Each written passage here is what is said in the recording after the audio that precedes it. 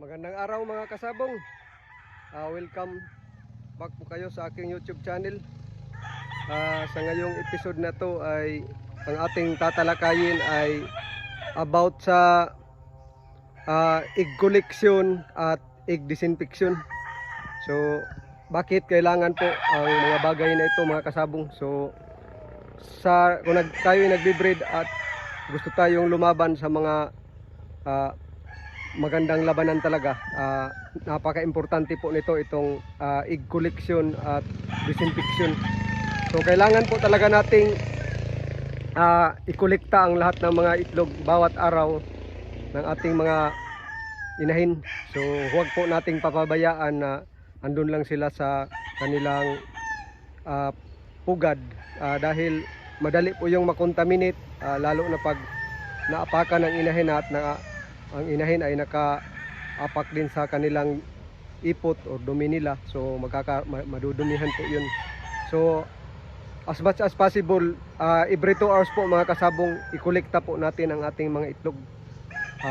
Lagay natin sa plastic po na egg tray. So dapat yung egg tray natin ay dinisinfect po. Na-disinfect po yun, ating nahugasan natin ng malinis na tubig at sinabunan, at disinfect natin. Pwede isprayhan natin ng mga disinfectant, or pwede na rin ng tubig na medyo may maligam-gam na tubig na lagyan natin ng betadine. So ganun yun. Tapos pag nakolekta natin ang mga itlog natin, ilalagay natin sila sa egg tray. So ang paglagay ng itlog sa egg tray mga kasabong ay yung matulis po ng itlog na itlog ay yang dapat sa ilalim sa egg tray. Dapat sa babaw, sa nasa itaas po yung hindi matulis, dahil ang air sac po ng itlog ay nasa taas. Kung titingnan nyo sa kung ikandol natin, makikita nyo ang sa itaas ay medyo halo po ang sa itaas ng itlog, dahil doon humihinga ang similya ng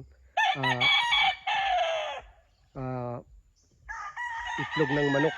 Doon po pag may sisiw po na andun sila humihinga, kaya dapat nasa taas po sila.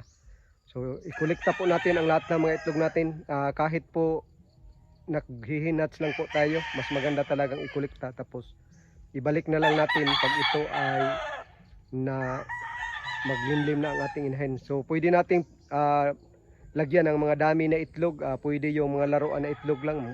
May nabibili naman mga laruan na itlog na parang itlog talaga ng manok. So pwede yun ilagay hanggang sa maglimlim na ang mga inahin. So ipapalitan na lang natin. Tapos ang recommended ko po na egg tray talaga yung plastic, hindi yung parang karton. Mahirap po yun i-disinfect pag na-contaminate yun mga kasabong. Yan ang lalagyan mo.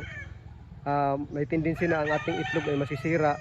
So pagdating na i-incubate na natin ang ating mga itlog, hindi na po mapipisa dahil inatake na po ng mga bakterya.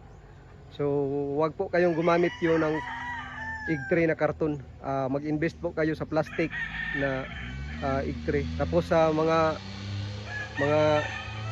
pugad din yung manok, mas maganda talaga yun ang plastic ang gagamitin nating pugad, yung mga plastic basket, dahil pwede natin silang i-disinfect.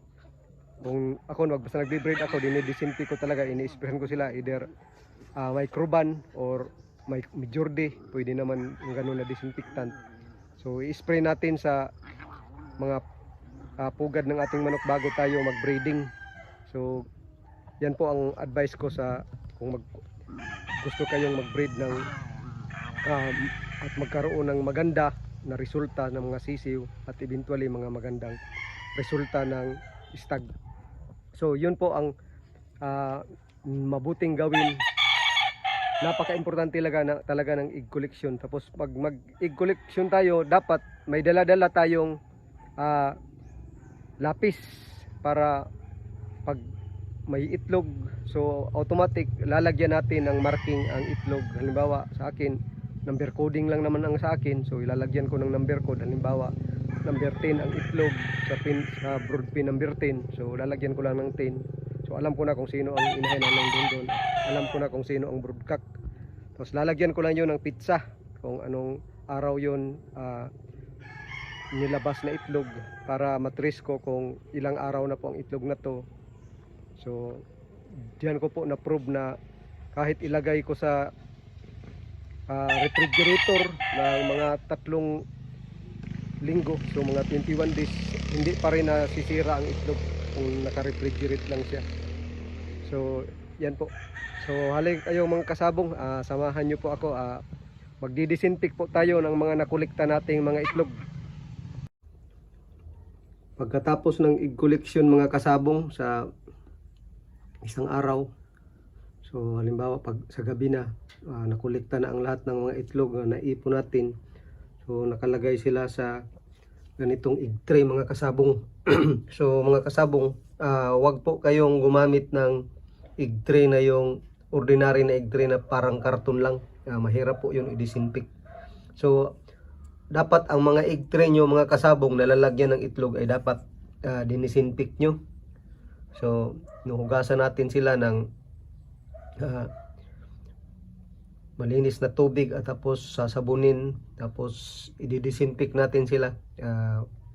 Pwede natin sila i-disinfect ng betadine, lagyan ng mainit na tubig para hindi po makontaminate ang ating mga itlog. So kung titingnan nyo ang mga itlog natin na collection ngayon mga kasabong, medyo madumi, medyo may konti silang mga dumi.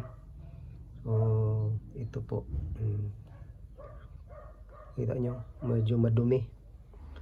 So dapat natin silang linisin bago natin sila ilagay sa storage. So ganito ang mga ating mga itlog. Ito ay halimbawa lang ito mga kasabong, na usually ang mga itlog na ito ay wala itong laman dahil hindi naman ako nag-breed. For demo purpose lang. So nakolekta ko ito mga itlog ngayon. Nangingitlog kasi ang ating mga inahin kahit hindi tayo nagbi-breeding. So ang mga gamit natin sa pag-disinfect mga kasabong ng itlog bago natin ipasok sa incubator ay ito po. Mayroon tayong bagong Scotch Brite na gagamitin natin sa paglinis ng itlog. So nakahanda po tayo ng mga tissue para pangpunas. At saka ito, meron tayong malinis na towel para pangpunas sa itlog. Tapos nakahanda po ang ating lapis. So para dahil mabubura po ang marka, yung marking natin sa ating mga itlog. So makikita nyo ang mga itlog natin ay mayroon po silang marka. Halimbawa ito number 20. So yan po ang style ko po mga kasabong. Nilalagyan ko lang ng number coding ang mga inahin ko. Malalaman ko na kung sino ang broodcock nun at sino ang inahin na para sa kanilang marking. So nilalagyan ko rin sila, halimbawa ganito 11:26. So halimbawa nakolekta ko ito ng so lalagyan ko sila ng date na 11:26 para malalaman ko kung kailan ang itlog na ito kung nakolekta. Tapos doon ko nalalaman na kahit umabot man ng 3 linggo ay napipisa pa rin pag ito'y nailagay sa refrigerator. So ganito. So maghahanda tayo ng lapis. So mga kasabong, sa pagmarking ng itlog, huwag po kayong gumamit ng ballpen or pentel pen. So dahil ang chemical po noon ay papasok sa ilalim ng itlog at masisira po ang ating itlog. So lapis po ang inyong gamitin mga kasabong. Gaya nito na lagyan natin ng lapis. So nakahanda tayo ng lapis para pupunasan natin ang ating mga itlog pagkatapos natin magmarka. So meron tayong mainit na tubig mga kasabong dito. So sa pagdisinfect ng itlog ito, mayroon tayong mainit na tubig.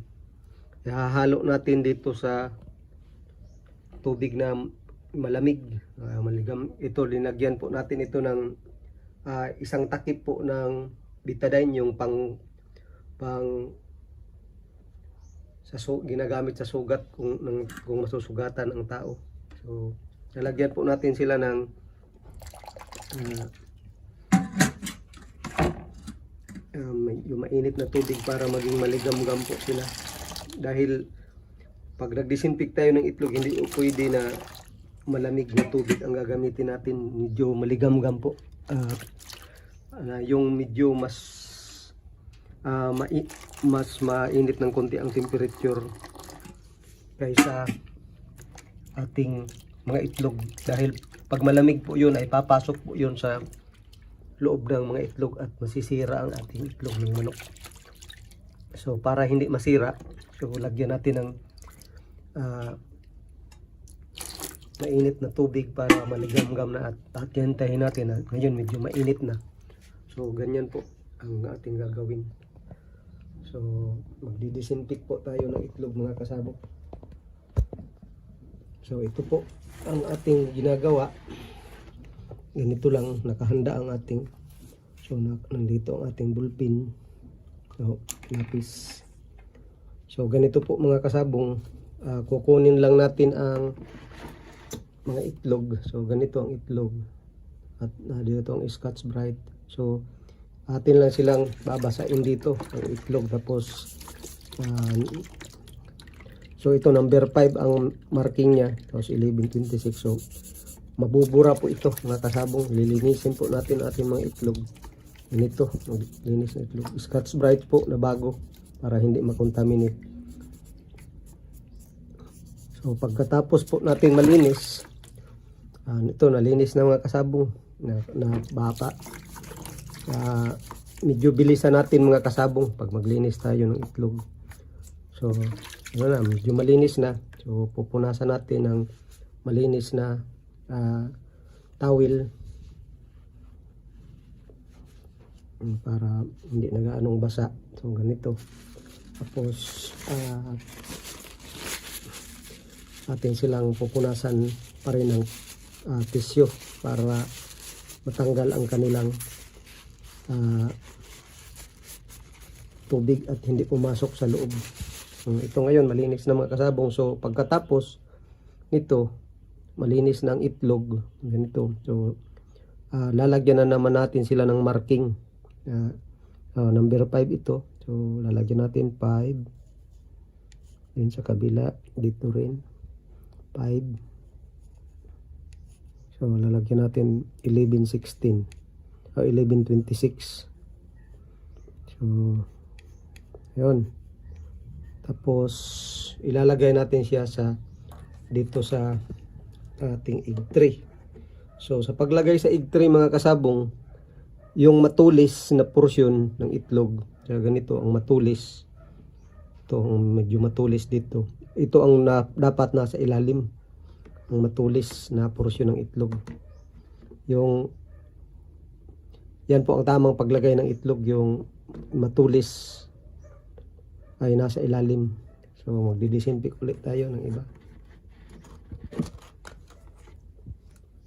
So ito 1 ganun pa rin. So atin i-disinfect. Hugasan natin ng medyo mainit na tubig.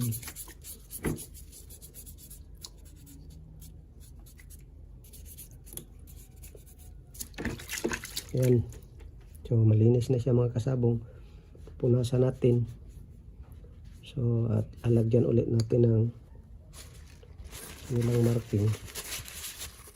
Ito 1. So, lagyan natin ulit 1.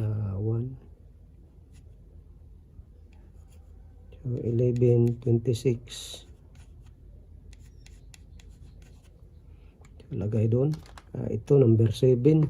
So atin lilinisin. So kita nyo madumi.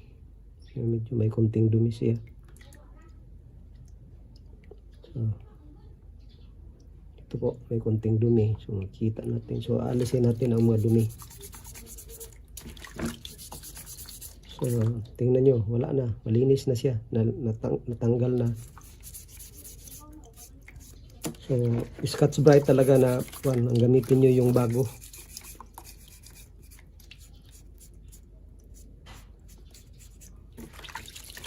Ito malinis na mga kasabong. So tapos pupunasan agad natin. So dapat mas maganda nito may assistant kayo mga kasabong para mas madali. Iba ang tagapunas pero ako dahil wala akong assistant, ako lang mag-isa nagagawa ko rin. Tapos maghanda din kayo ng mainit na tubig sa tabi nyo. Pag sa tingin nyo medyo lumalamig na ang tubig, so lalagyan nyo uri ng mainit na tubig. So mamarkingan natin 1, 11, 26. Ilagay natin doon. So meron pa tayong iba dito. So ito number 35. So ating lilinisin natin.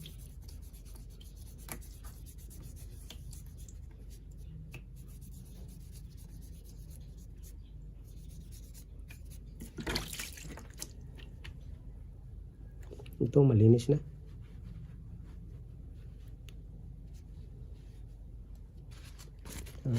Punasan ng tissue para matanggal ang mga tubig talaga, para hindi pumasok sa loob. Markingan ulit 35. So 11, 26.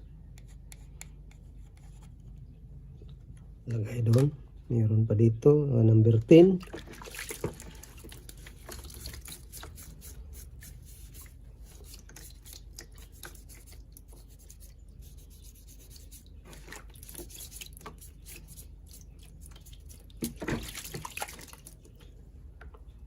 Malinis na. Lagyan na ulit natin ng marking. Ito, punasan natin ng bagong tissue.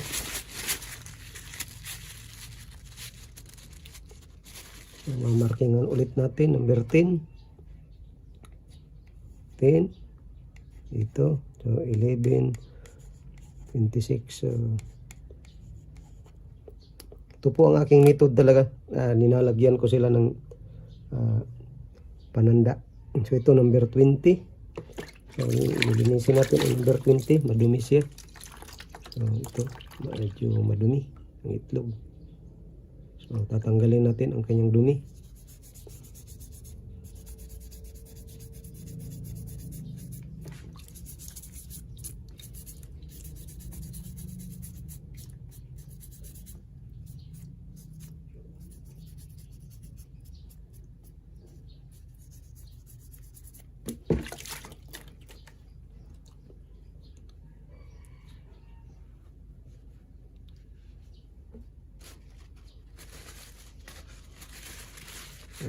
Punasan ng tissue again. So, lalagyan natin ang kanilang marking number 20. So 11, 26. So lagyan natin ng date 11/26. Ito last na ito number 11. So ito po ay napakarumi talaga ang itlog na ito. Tingnan nyo. So madami siyang dumi. Aalisin natin ang dumi.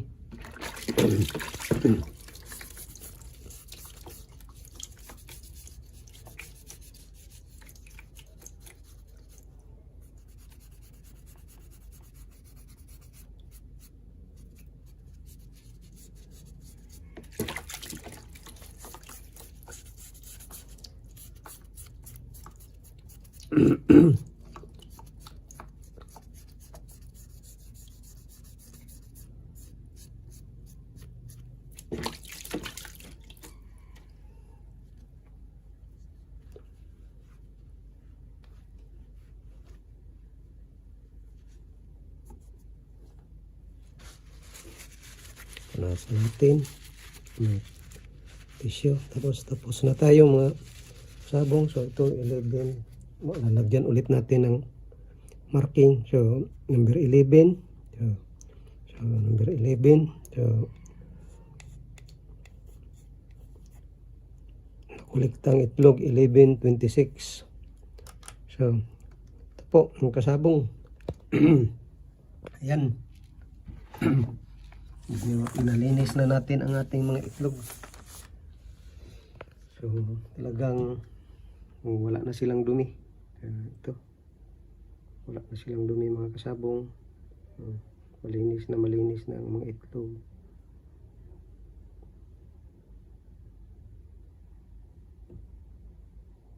So epektibo po ito mga kasabong. Subok ko na ito. Betadine lang po ang ilalagay nyo sa tubig. Isang takip lang, yung sisidlan ng betadine, isang takip nun, ilagay nyo sa mga 1 litrong tubig. 1 litrong tubig, ito isang patak. Okay na po yun. Basta mainit lang na tubig ang ihahalo nyo sa malimig na tubig, yung tinatawag na lukewarm, or yung tinatawag sa Tagalog na maligamgam na tubig. So yan, tapos na mag-disinfect ng mga itlog, tapos hahayaan muna natin sila ng mga 1 oras. Ilalagay lang natin sila sa ganito, sa egg tray. Hayaan lang natin muna sila mga 1 oras. Pagkatapos na 1 oras, pwede na silang ipasok sa refrigerator. So ganito po, magmalinis na. So sa ibang mga breeder, gaya kanina kina Biboy Enriquez, paiba-iba po ang method ng pagmarking ng itlog. Sa kanila, ang pagmarking ng kanilang mga itlog ay pin number over ligban ng babae. Halimbawa, number 10 ang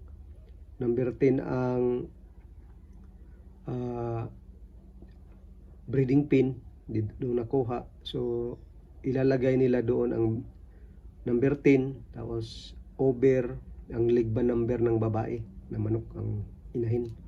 Dahil flock mating po sa kanila, naka-trap nest po yun. Pag nakukuha doon, ganun ang kanilang sistema. Sa akin, dahil single mating lang, so ganito lang sa akin, simple lang, lalagyan ko lang number 11. So halimbawa itong number 11, alam ko na kung sino ang babae nito. Halimbawa white gold ang inahin, tapos ang kanilang broodcock halimbawa ay halsey. So malalaman ko siya kung sinong broodcock na halsey ang ginamit using sa ganitong sistema. Advice ko po sa inyo mga kasabong ay dapat ugaliin nating kuliktahin ang ating mga itlog talaga. Kahit mag-hinhatch lang kayo, mas maganda talagang ikulikta ang itlog, dahil pag andun lang yun sa pugad, madudumihan po yun. Ang gagawin nyo, kahit hinhatch lang kayo, maglagay lang kayo doon ng mga, mas maganda yung mga laruan ng mga itlog, na mga ang ilalagay nyo lang doon, mga laruan na itlog, yung mga laruan ng mga bata na parang kagaya din ng itlog. So lalagay nyo lang doon ng mga itlog para sila maglimlim. Tapos ang mga totoong itlog, kukulektahin nyo at lilinisin. Tapos pag naglimlim na, ibalik nyo na lang doon para hindi agad ma-contaminate. Pag andun lang yun sa pugad, madurumihan talaga yun. So mas maganda ang malinis ang itlog para hindi sila makontaminate, at para paglaki nila hindi sila gaanong sakitin. Di gaya nung kung marumi na ang itlog, medyo magkakaroon na sila ng bakterya agad sa katawan. So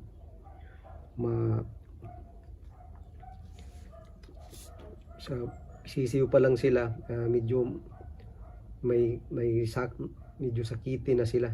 So ganito po ang method para makapag-produce tayo ng magandang quality ng mga sisiw at magandang quality ng istag. Dapat ang itlog ay i-disinfect din. Subok na ko na po ito mga kasabong.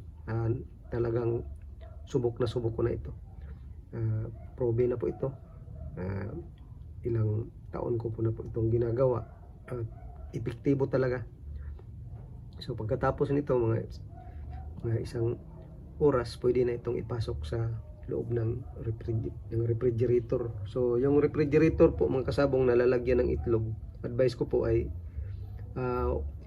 dapat mayroon kayong refrigerator na talaga yung para sa itlog lang. Hindi po pwede na yung lalagyan nyo na doon mga karne, mga isda, ganun.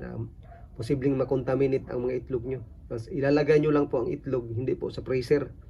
doon lang po sa ilalim sa may lalagyan ng gulay at doon sa mga chiller, hindi sa chiller, yung sa baba, para hindi masira ang itlog. Tapos ang refrigerator nyo ay yung pinakamahina talaga na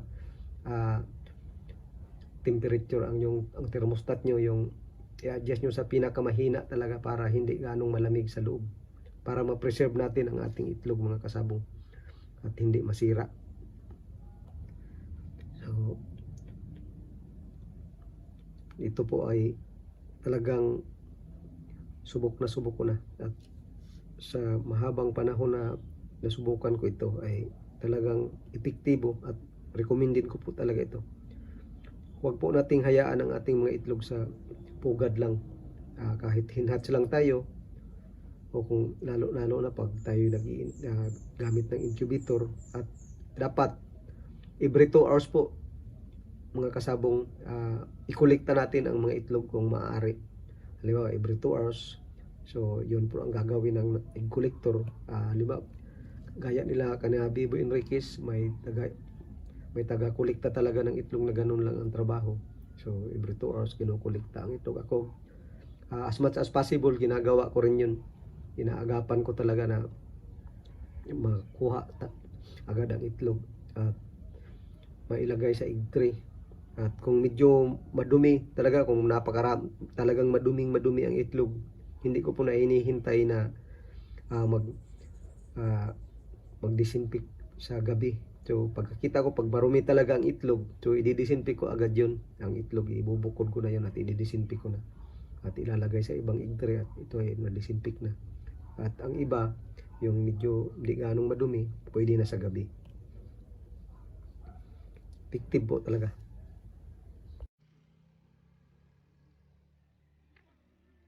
So ayan po mga kasabong, naipakita ko na sa inyo kung paano mag-disinfect ng mga itlog.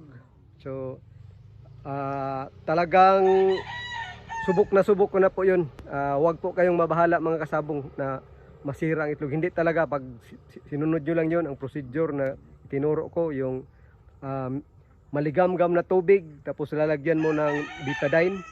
Yan, may mga isang takip ng betadine sa 1 litrong tubig, ilalagay natin. Tapos gamitan natin ang malinis na Scotch Brite, tapos malinis na towel at mga tissue, ang kagaya ng ipinakita ko. So pag ganun, madidisinfect ang mga itlog at protektado sila sa bakterya. So after mga 1 hour na madisinfect, pwede na silang ipasok sa refrigerator at pwede silang magtagal doon kahit 3 linggo. Ang iba nga, mga 4 na linggo to 30 days. 30 days po ang iba, sabi nila okay pa. Pero ako, hindi na ako umaabot doon dahil hindi ko naman kayang i-load. Pag umabot ako ng mga 30 days, hindi na yung kakasya sa aking incubator, na 180 lang po ang capacity ng incubator ko. So hanggang 3 weeks lang, marami na po akong nakolekta na itlog nun. So yan po mga kasabong, naituro ko na sa inyo. Sana'y makatulong ito sa mga nag-aspire na gustong mag-breed at makaproduce ng magagandang mga sisiw at eventually magagandang mga stag na walang sakit, na hindi naman natin maiwasan, minsan nagkakasakit, pero hindi nagkaanong nagkakasakit o hindi mga sakitin ng mga sisiw at mga malulusog. So yan po ang paraan. Kung gusto tayo magkaroon ng mga magandang sisiw at stag, ito po, ang mga procedure na ito ay dapat natin sundin para maging healthy ang ating mga produce. So isa po ito na steps. So ano po mga kasabong, ako'y samantala na namang magpapaalam sa inyo, at maraming salamat po sa inyong patuloy na pagsuporta. Maraming salamat po sa lahat ng mga subscriber ko na patuloy na sumusuporta sa atin. Mabuhay po kayong lahat mga kasabong, at happy weekend.